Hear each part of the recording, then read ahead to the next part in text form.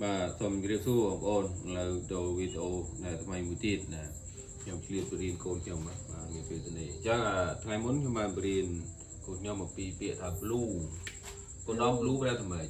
trái thá bó khiêu blue nó nạ bịa về gì chia còn niềm chẳng ngàyនេះខ្ញុំចង់បរៀនវេយ្យាករណ៍ណាប្រាប់ដល់មួយហើយក៏ដូចជាកូនដំនៅកន្លែងនេះលូនេះជាកូននាមអញ្ចឹងបើយើងប្រើនៅមកពាក្យតាវាហ្នឹងយើងស្ដាប់ទៅអត់ដឹងណាណីទេយើងដឹងតែពើ Q អញ្ចឹងឥឡូវសុំបន្តប្រើពាក្យនេះណាលូហ្នឹងណាឲ្យคล้ายជាពាក្យមួយមានន័យដោយបូកផ្សំគ្នាជាមួយនឹងពាក្យនាមផ្សេងទៀតអញ្ចឹងណាអញ្ចឹងក្នុងមេរៀនមុនគាត់នៅរៀនពីពាក្យអីគេthe sky is very blue yeah the sky very blue là tầm ấy ប្រែថាមេឃគឺមានពណ៌ខៀវស្រងាត់មេឃមានពណ៌ខៀវខ្លាំងណាស់ឬក៏ខៀវស្រងាត់អញ្ចឹងដល់ពេលយើងប្រើថ្នាក់ពាក្យនេះគុណនាមបូកជាមួយនឹងនាមណាឥឡូវយើងនាម sky blue sky yeah blue sky អញ្ចឹងវាស្មើណានេះគុណនាមអាទិទាវយើងបូកឲ្យនាមណាអញ្ចឹងវាបង្កើតជានាមមួយថ្មីវាស្មើនឹងនាមថ្មីមានន័យថាមេឃពណ៌ខៀវស្ងាត់នេះបូកបញ្ចូលគ្នាទៅណាបញ្ជាក់ន័យឲ្យនាមអញ្ចឹងគេសួរថាអ្វីមានពណ៌ខៀវឆ្លើយអ្វីមានពណ៌ខៀវមេឃអញ្ចឹងមានន័យថាពាក្យ blue ហ្នឹងពណ៌ខៀវហ្នឹងបញ្ជាក់ន័យឲ្យមេឃពណ៌ខៀវអញ្ចឹងថា blue sky អញ្ចឹងមេឃពណ៌ខៀវអញ្ចឹងអានេះវាខ្លាយជាពាក្យនាមមួយណាដែលបញ្ជាក់ពីអត្ថន័យណាឬក៏បញ្ជាក់ពីភិនភាគរូបរាងរបស់វាថាផ្ទៃមេឃហ្នឹងមានពណ៌ខៀវអញ្ចឹងណាអញ្ចឹងយើងអាចសរសេរមួយទៀតក៏បានដែរយើងសរសេរស៊ូបង្កើតជាល្បះនេះដល់ថា the sky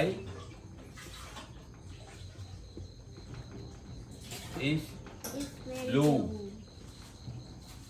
the sky is blue អញ្ចឹងណាយើងអាចស្ដាប់ន័យប្រហាក់ប្រហែលគ្នាអញ្ចឹង blue sky ណាឬវាអាចសរសេរម្យ៉ាងទៀតមានន័យថាបញ្ជាក់ន័យភិនភាគប្រហាក់ប្រហែលគ្នាគឺ the sky is blue យល់ទេដល់ទៅនេះ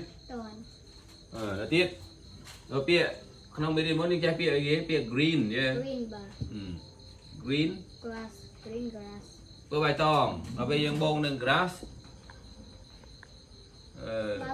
មែនទេសុំទោសពាក្យ grass ទៅ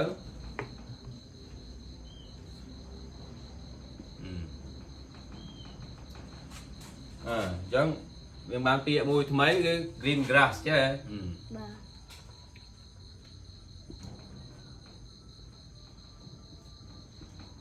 green grass អញ្ចឹងក្នុងហ្នឹងបើសិនជាយើងនិយាយតែពាក្យ grass តើវាមកពាក្យវាក៏យើងដឹងដែរថាពាក្យស្មៅប៉ុន្តែយើងដាក់ពាក្យ green មួយទៀត green ហ្នឹងពណ៌បៃតងបូកបញ្ចូលគ្នាដើម្បីបញ្ជាក់ថាស្មៅហ្នឹងគឺស្មៅពណ៌បៃតងយេបាទអញ្ចឹង green grass ស្មៅពណ៌បៃតងអញ្ចឹងអាពាក្យ green នេះជាគុណនាមណាពាក្យវាជាគុណនាមយល់ទេពណ៌គុណនាមជាគុណនាមអានេះជានាមយល់ទេហើយកាត់នាមថ្មីគឺ green grass គឺជានាមថ្មីណាដែលមានបញ្ជាក់រូបរាងភិនភាគរបស់វាណាថាវាមានពណ៌បៃតងអត់ទឿនទេអូខេអញ្ចឹងយើងអាចសរសេរមួយទៀតគឺថាម៉េចស្មៅគឺនេះទម្រង់ដែរនេះស្មៅគឺពណ៌បៃតង the grass is a green យល់ទេឃើញទេមានដូចបាក់អញ្ចឹងក្នុងល្បះដល់ពេលយើងសរសេរភ្ជាប់អង្គនាមយេបញ្ជាក់ពីនាមគឺយើងប្រើគេស័ព្ទ to be នេះ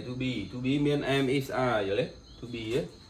to be វាមានប្របែកពី to be ទៅណាដល់ទៅសរសេរ to be សរសេរឲ្យនេះតិច to be បំបែកទៅ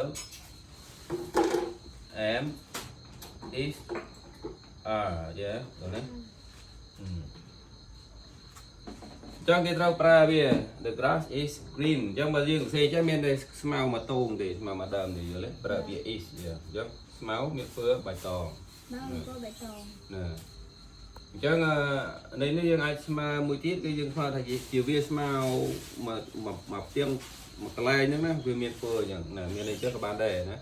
the graphic screen nè, gặp chưa đấy? តួន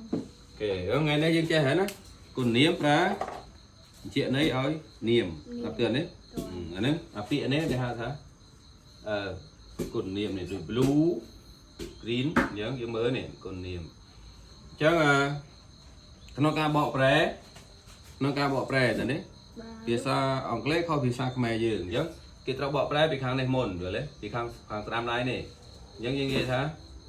ផ្ទៃមេឃពើខៀវឃើញទេ បាទចុះ បើខ្មែរយើងប្រែអានមិនផ្ទៃមេឃមុនណាមេឃមុនមេឃពើខៀវយេខៀវនៅក្រោយអញ្ចឹងដល់ពេលអង់គ្លេសគឺប្រែនេះណាប្រែនេះលេខ1ទៅមកនេះលេខ2យល់ទេ បាទ sky blue អញ្ចឹងយើងថាមេឃពើខៀវយល់ទេ ទៅខៀវ ដល់ទៅនេះអញ្ចឹងជាអានធម្មតាគឺ blue sky ដល់ពេលបកប្រែគឺប្រែនេះមុនដល់ទៅនេះខាងស្ដាំដៃមុនអូខេចុះសង្ឃឹមថាបងប្អូនមួយអាចយល់បានហើយកូនដំនឹងអាចយល់បានជាសូមអរគុណណាអរគុណលាបាយបាយ